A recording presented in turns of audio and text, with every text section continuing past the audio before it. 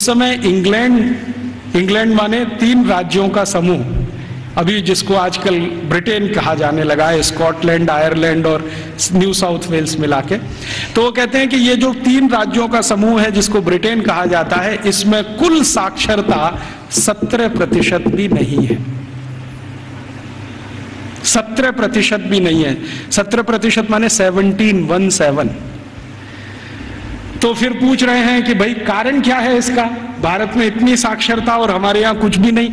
तो वो कह रहा है टीवी मैकॉले कि इस समय भारत में 7,32,000 रेवेन्यू विलेजेस हैं, राजस्व वाले गांव। तो नॉन रेवेन्यू वाले, उसने कहा वो मुझे नहीं मालूम। वो कह रहा 7,32,000 राजस्व गांव हैं और ऐसा एक भी राजस्व गांव नहीं है जहां पर स्कूल की व्यवस्था नहीं है। तो फिर उसको प्रश्न पूछा गया कि क्या भारत के लोग इसको स्कूल कहते हैं? तो उनका नहीं, मैंने कहा है स्कूल, भारत के लोग इसको गुरुकुल कहते हैं। उसने गुरुकुल को स्कूल में ट्रांसलेट किया है।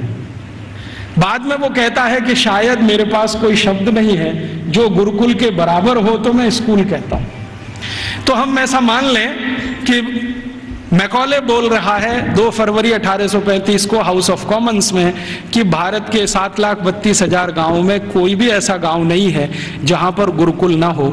इसका अर्थ क्या है? हर गांव में एक गुरुकुल है। फिर उसको पूछा गया इस गुरुकुल में क्या होता है? तो उन्होंने कहा पढ़ते हैं। तो कितने विद्यार्थी हैं? तो उसने कहा सबसे बड़ा गुरुकुल मैंने देखा है वो 20,000 विद्यार्थियों का है, और जो सबसे छोटा गुरुकुल मैंने देखा है वो 200 विद्यार्थियों का है।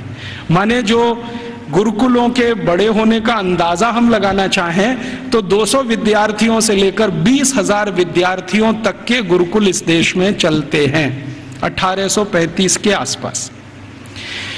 फिर वो पूछ रहे हैं कि ये जो 20,000 विद्यार्थियों का गुरुकुल है इसकी व्यवस्था कैसे होती है? ये तो बहुत बड़े विद्यार्थियों का समूह है, कैसे पढ़ाते हैं, व्यवस्था कैसे होता है? तो वो कहता है कि भारत के इन सभी गुरुकुलों में मॉनिटोरियल एजुकेशन होती है। मॉनिटोरियल एजुकेशन का मतलब हम सब समझते हैं कि आचार्य ने किसी विद्यार्थी वर्ग को तैयार किया। मान लीजिए उसमें 50 विद्यार्थी, अब वो 50 विद्यार्थी अपने से नीचे वालों को पढ़ाएंगे, और वो 50 विद्यार्थियों ने जिनको पढ़ाया वो उनसे अपने नीचे वालों को पढ़ाएंगे। तो वो कहते हैं कि एक आचार्य अगर है और उसके साथ 50-60 विद्यार्थियों का समूह है जिनको वो नियमित रूप से पढ़ाते हैं, तो वो 20,000 विद्यार्थियों का गुरुकुल आराम से संभालते हैं। और उसने परिभाषा दिया है कि जो आचार्य 20,000 विद्यार्थियों के गुरुकुल को संभालते हैं उनको भारत में कुलपति कहा जाता है। कुलपति माने 20,000 विद्यार्थियों के समूह की शिक्षा व्यवस्था करवाने वाला व्यक्ति, उसको कुलपति कहा जाता है।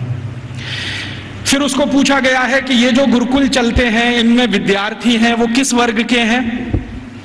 तो वो कहता है कि भारत के नागरिक 4 वर्णों की बात करते हैं, ब्राह्मण, क्षत्रिय, वैश्य और शूद्र। तो वो कहता है कि ये सभी विद्यार्थी इन समूहों में से आते हैं। तो एक अंग्रेज उसको पूछ रहा है कि हमने तो कभी सुना था कि भारत में ज्यादा शिक्षा ब्राह्मणों के लिए है। वो कहता है नहीं, दस्तावेज बताते हैं कि ब्राह्मणों के लिए भी शिक्षा है, वैश्यों के लिए भी है, क्षत्रियों के लिए भी है और शूद्रों के लिए भी है। तो फिर उसको पूछ रहे हैं कि क्या तुम परसेंटेज में ये बता सकते हो कि ब्राह्मण कितने हैं, वैश्य कितने हैं, क्षत्रिय कितने हैं, शूद्र कितने हैं? तो वो कहता है कि दक्षिण भारत के जितने गुरुकुल हैं उनमें शूद्रों की संख्या सबसे ज्यादा है, और पश्चिम भारत के जितने गुरुकुल हैं उनमें वैश्यों और ब्राह्मणों की संख्या लगभग बराबर है, और उत्तर भारत के जितने गुरुकुल हैं उनमें सबसे ज्यादा संख्या क्षत्रियों की है, और बाकी जो 3 हैं ब्राह्मण, वैश्य और शूद्र ये लगभग बराबर हैं, और मध्य भारत में लगभग सब बराबर है। तो कुछ लोग चौंक जाते हैं, वो ये कहते हैं ये कैसे संभव है कि शूद्रों की संख्या दक्षिण भारत के गुरुकुलों में सबसे ज्यादा है? तो वो कहता है शूद्रों की ही नहीं, दक्षिण भारत के गुरुकुलों में महिलाओं की संख्या, लड़कियों की संख्या भी सबसे ज्यादा है। तो वो एक उत्तर दे रहा है प्रश्न का जिसमें वो बोल रहा है कि दक्षिण भारत के गुरुकुलों में लगभग 58% लड़कियां हैं और 42% लड़के हैं। तो फिर उसको पूछा गया ये कैसे संभव हो रहा है भारत में? तो कहता है कि इट क्वाइट नेचुरल, ये स्वाभाविक है, क्योंकि दक्षिण भारत में महिलाओं की संख्या, लड़कियों की संख्या लड़कों से ज्यादा है। और वो कह रहा है वैसे तो भारत में सभी जगह लड़कियों की संख्या लड़कों से ज्यादा है। और आप जानते हैं कि 1881 में अंग्रेजों ने जब पहला सेंसस कराया, पहला जनसंख्या सर्वेक्षण कराया, तो उसमें भी रेशियो यही निकलता है, महिलाएं लगभग 53% हैं और 47% पुरुष हैं। तो वो कह रहा है कि गुरुकुलों में दक्षिण में लड़कियां बहुत ज्यादा पढ़ती हैं। फिर वो पूछ रहा है कि इन लड़कियों को पढ़ाने के लिए जो अध्यापक हैं, तो वो कहता है कि वो सब महिलाएं ही हैं। लड़कों को पढ़ाने के लिए पुरुष हैं, लड़कियों को पढ़ाने के लिए महिलाएं हैं। तो फिर उससे पूछा जा रहा है कि ये जो अध्यापक पढ़ाते हैं, इनके लिए कोई ट्रेनिंग सेंटर है क्या? तो वो कह रहा है कि सभी गुरुकुलों के साथ उच्च अध्ययन केंद्र जुड़े हुए हैं, जहां पर इन अध्यापकों को तैयार किया जाता है और तैयार होने के बाद वो गुरुकुलों में पढ़ाने का काम शुरू कर देते हैं। हर गुरुकुल के साथ एक उच्च अध्ययन केंद्र है।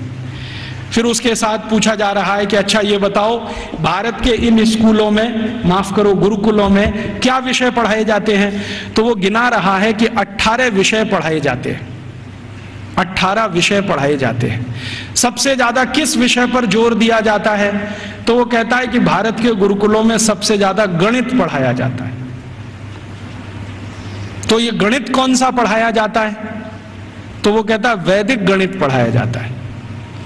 तो फिर अंग्रेज पूछ रहे हैं कि हमारे यहाँ एक कॉमर्शियल मैथमेटिक्स है, तो उनका भारत वाले उसको पढ़ते नहीं है और उसमें उनकी ज्यादा रुचि भी नहीं है, वो वैदिक मैथमेटिक्स में ज्यादा रुचि लेते हैं। फिर दूसरा कौन सा विषय है जो सबसे ज्यादा पढ़ाया जाता है गणित के बाद? तो कहता दूसरा सबसे बड़ा विषय है खगोल शास्त्र, इसको सब भारतवासी पढ़ते हैं। फिर तीसरा कौन सा विषय है? तो वो कहता है मेटलर्जी, माने धातु विज्ञान। फिर चौथा कौन सा विषय है? तो वो कहता है कि कारीगरी। कारीगरी माने जो विभिन्न तरह की कारीगरियां गांव में रहती हैं। हमारे सभी गांव में 18 तरह के कारीगर होते हैं। कोई लोहे का काम करने वाला, कोई लकड़ी का काम करने वाला, कोई बांस का काम करने वाला, कोई मिट्टी का काम करने वाला। तो वो कह रहा है कि सभी गुरुकुलों में ये कारीगरी पढ़ाई जाती है। 18 विषय उसमें अलग हैं। फिर वो पूछ रहा है कि इसके आगे के विषय बताओ। तो कहते हैं वो कि एस्ट्रोफिजिक्स पढ़ाते हैं। एस्ट्रोफिजिक्स समझते हैं? मॉडर्न साइंस का विषय है और भारत में 1835 में सभी गुरुकुलों में ये पढ़ाया जाता है, एस्ट्रोफिजिक्स। फिर और क्या पढ़ाते हैं? तो कहते हैं रसायन शास्त्र पढ़ाते हैं। रसायन शास्त्र के साथ और क्या पढ़ाते हैं? तो कहता है चिकित्सा शास्त्र पढ़ाते हैं। चिकित्सा शास्त्र में क्या विषय हैं? तो वो कहता है औषधि विज्ञान एक है और शल्य क्रिया दूसरा है, माने सर्जरी है और मेडिसिन है। और ऐसे ऐसे करके वो 18 विषय को गिनाता है। तो फिर वो पूछते हैं कि कैसे संभव है कि भारत के विद्यार्थी ये 18 विषय पढ़ लेते हैं? तो वो बताता है कि भारत के विद्यार्थियों को गुरुकुल में जब प्रवेश मिलता है तो वो सामान्य रूप से 5 वर्ष के होते हैं, और जब वो गुरुकुल से पढ़कर निकलते हैं तो उनकी उम्र 21 और 22 वर्ष की होती है। लगभग उनको इतना समय मिलता है 15 साल का, जितने में वो सब पढ़ लेते हैं। तो फिर उनको पूछा गया कि ये विषय कैसे पढ़ाए जाते हैं, रोज पढ़ाए जाते हैं? तो उसने कहा नहीं, रोज नहीं पढ़ाए जाते, एक एक करके पढ़ाए जाते हैं। एक एक करके पढ़ाए जाते हैं माने एक विषय लिया और उसको पूरे 1 साल पढ़ाया, या 8 महीने पढ़ाया, या 9 महीने पढ़ाया। जब वो पूरा हो गया तब उसको छोड़ा, फिर दूसरा विषय लिया, फिर तीसरा विषय लिया। ऐसे करके 15-16 साल में सब विषय पढ़ाए जाते हैं। फिर वो पूछ रहा है परीक्षा कैसे होती है? तो उनका भारत में परीक्षा होती नहीं है, परीक्षा नहीं होती है। तो कैसे पता चलता है? वो पूछ रहे हैं बहुत सारे एमपीज के इवैल्यूएशन का तरीका क्या है। तो उन्होंने कहा कि यहाँ के जो आचार्य और शिक्षक होते हैं वो विद्यार्थियों को जब एक विषय पूरा पढ़ा देते हैं तो उसी के आधार पर उनके कौशल को जानने के लिए, हुनर को परखने के लिए कुछ काम उनको दे दिए जाते हैं। वो काम कितनी कुशलता से करते हैं इसके आधार पर तय होता है।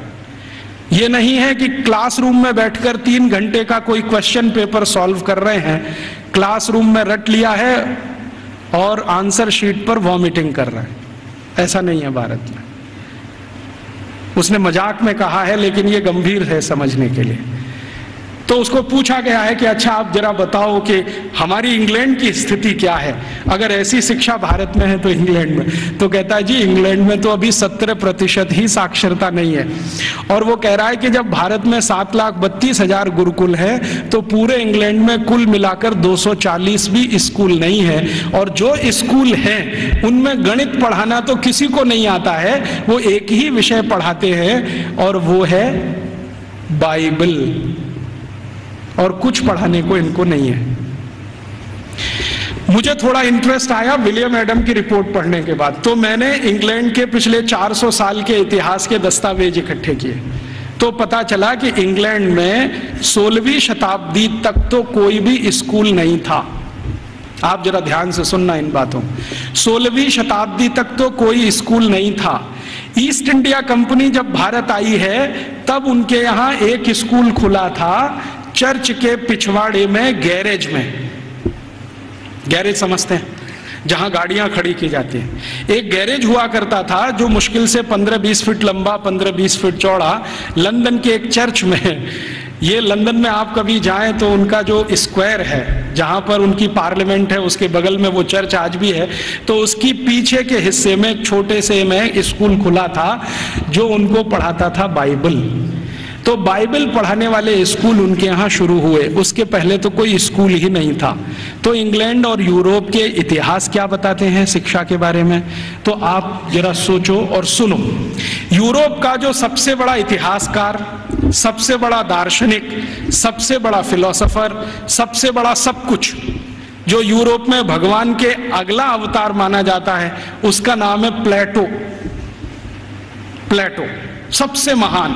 वो ये कहते हैं ये तो ईश्वर का ही अंश है, माने ईसा मसीह के बाद यूरोप में अगर किसी की इज्जत है तो वो प्लेटो की है। प्लेटो के बारे में यूरोप के सारे अर्थशास्त्री, सारे के सारे दूसरे शास्त्री, चाहे वो फिजिक्स वाले हों, केमिस्ट्री के हों, बॉटनी के हों, जूलॉजी के हों, इंजीनियरिंग के हों, मेडिकल के, सब मानते हैं the whole of the European civilisation is a footnote of Plato. मतलब यूरोप की पूरी सभ्यता जो है ना, प्लेटो के फुटनोट जैसी है। माने प्लेटो ने जितना कुछ लिख दिया है वो किसी पुस्तक के फुटनोट में अगर है तो उतनी ही पूरी यूरोप की सभ्यता है। मतलब यूरोप की सभ्यता का जनक प्लेटो ही है। प्लेटो ने अपनी जिंदगी में कई महत्वपूर्ण पुस्तकें लिखी हैं, उनमें से दो का जिक्र करता हूं। एक पुस्तक उसकी जो दुनिया में सबसे ज्यादा चर्चित हुई है, द रिपब्लिक, गणतंत्र, और दूसरी पुस्तक जो बहुत चर्चित है पूरी दुनिया में, लॉज, LAWS, लॉज। ये दो किताबें प्लेटो की सारी दुनिया में सबसे ज्यादा पढ़ाई जाती हैं, बहुत चर्चा होती है। द रिपब्लिक में प्लेटो लिखता है कि शिक्षा की जरूरत सभी को नहीं होती। शिक्षा की जरूरत सभी को नहीं होती। समाज का जो प्रभु वर्ग है, प्रभु वर्ग से मतलब सरकार चलाने वाला वर्ग, राजा और राजा के नजदीक, इन्हीं को शिक्षित होना चाहिए, बाकी को शिक्षित होने की जरूरत ही नहीं होती। क्यों?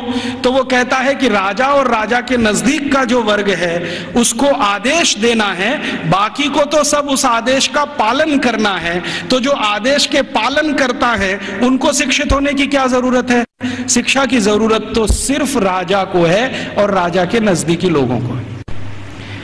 ये जो प्लेटो ने कहा, प्लेटो के बाद जो दूसरा उसका ग्रेट ग्रेट ग्रेट फिलोसोफर या उसका great great student Aristotle, Aristotle कहता है कि मेरा जो गुरु बोल गया है उसी पर मैं सहमत हूं।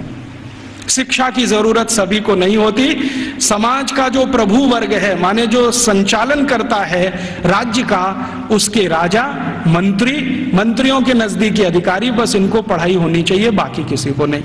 अरिस्टोटल के बाद जितने भी फिलोसोफर आए हैं और लेटेस्ट रूसो, देकार्ते, लेविनिज, ये सब अपनी अपनी किताबों में लिख रहे हैं शिक्षा की जरूरत किसी को नहीं होती। अगर जरूरत है तो थोड़ा राजा को है।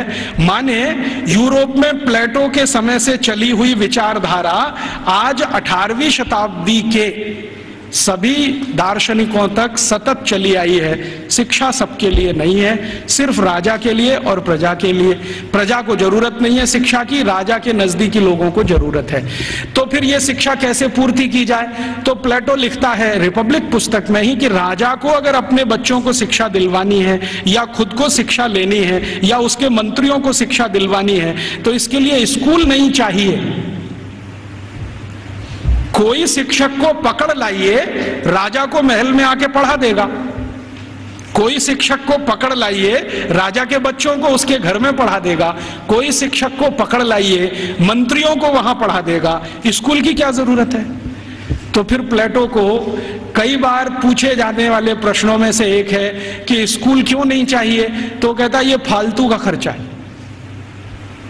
वो ये कहता है स्कूल बनाने से अच्छा है एक बनाओ ऐसा स्थान जहां पर मनोरंजन हो सके। स्कूल की क्या जरूरत है? घर में आके कोई पढ़ा देगा, क्या जरूरत है स्कूल की? तो इसलिए इंग्लैंड में, इंग्लैंड के पड़ोसी फ्रांस में, जर्मनी में, स्वीडन में, स्विट्जरलैंड में 16वीं 17वीं शताब्दी तक एक भी स्कूल नहीं खोला गया। बाद में क्या हुआ, क्रिश्चियनिटी का असर जैसे जैसे बढ़ा यूरोप में। आप जानते हैं कि क्रिश्चियनिटी यूरोप में 2000 साल पहले ही आई है। उसके पहले यूरोप क्रिश्चियन नहीं था। यूरोप की छोटी छोटी जातियां, जनजातियां होती थीं जो 1000 से ज्यादा हैं, समूह हैं छोटे छोटे, वो अपना अपना धर्म और संस्कृति माना करते थे। उनके यहाँ ईसाइयत क्या होती है मालूम नहीं। 2000 साल से ईसाइयत आई है। तो जब ईसाइयत का बहुत प्रचार हुआ और समाज और ईसाइयत के बीच में संघर्ष हुआ, तब उन्होंने बाइबल स्कूल शुरू किए और वो बाइबल स्कूल पूरे इंग्लैंड में फैले, फ्रांस में, जर्मनी में फैले। तो वो कह रहा है टीवी में कोले कि हमारे यहाँ तो कुछ स्कूल चलते हैं, वहां सिर्फ बाइबल पढ़ाई जाती है और कुछ नहीं पढ़ाया जाता। और बाइबल भी पढ़ाई जाती है तो संडे को पढ़ाई जाती है, बस मंडे से सैटरडे छुट्टी रहती है। और उन स्कूलों को इंग्लैंड के दस्तावेजों में संडे स्कूल्स कहा जाता है। और ये स्कूल शुरू हुए हैं और आज तक चल रहे हैं। आप यूरोप में कहीं भी जाइए, संडे स्कूल्स आपको मिलेंगे जहां पर आप बाइबल पढ़ सकते हैं। बाइबल में न्यू टेस्टामेंट पढ़ाते हैं, ओल्ड टेस्टामेंट पढ़ाते हैं, दो ही चीजें पढ़ाते हैं, इसके अलावा कुछ नहीं। गणित क्या होता है, फिजिक्स क्या होती है, केमिस्ट्री क्या होती है, मेटलर्जी क्या होती है, सर्जरी क्या होती है, मेडिसिन साइंस, ये कुछ उनको 18वीं शताब्दी तक मालूम नहीं है। ऐसा गरीब देश है इंग्लैंड और उनकी ऐसी शिक्षा व्यवस्था है।